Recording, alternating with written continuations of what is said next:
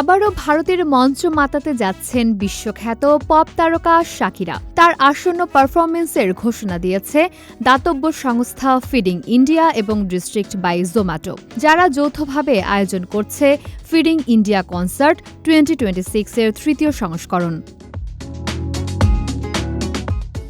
Shakira 10 April মুম্বাইয়ের মহালক্ষ্মী রেসকোর্সে এবং 15 April দিল্লির জওহরলাল নেহরু স্টেডিয়ামে পারফর্ম করবেন।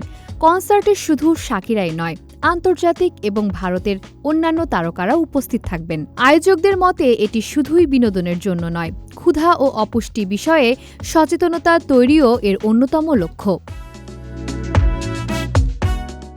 শাকিরা এক বিবৃতিতে বলেন, ভারতে পারফর্ম করা সবসময়ই আমার জন্য বিশেষ।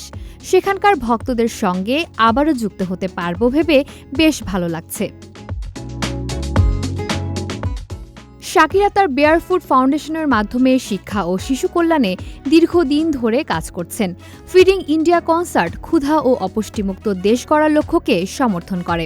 আয়োজকরা জানিয়েছেন, কনসার্টটি কমিউনিটি চালিত এবং 2030 সালের মধ্যে জাতিসংঘের জিরো হাঙ্গার লক্ষ্য অর্জনে সহায়তা করবে। 2 দশক আগে শাকিরা প্রথমবার ভারতে কনসার্ট করেছিলেন। সর্বশেষ 2007 সালে তার ওরাল ফিক্সেশন ট্যুরের অংশ হিসেবে মুম্বাইয়ে পারফর্ম করেছিলেন। এবারও তার আগমন ভারতীয় ভক্তদের জন্য এক উৎসবের মতো হবে।